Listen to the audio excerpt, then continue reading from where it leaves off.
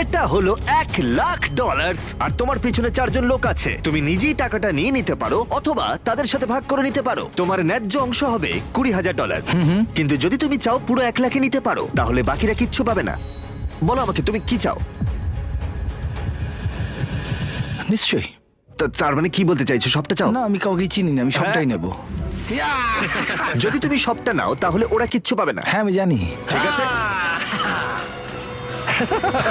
আমি অনেক পেয়ে গেছি, অন্যদের সুযোগ দেওয়া উচিত। কিভাবে এটা আমি রাখবো? হ্যাঁ, সব চলে যাবে। এই 4,000-এর মধ্যে তুমি কতটা চাও? 0। কি মাত্র $4,000 বাকি আছে দেখে তোমার কেমন লাগছে? মানে মানুষটা সত্যি খুব লোভী। তোমার পরে দুজনের কেমন লাগবে বলে তুমি মনে করো? তাহলে আর 1,000 রইলো। আমি 500 নেব। এটা ন্যায্য? হ্যাঁ।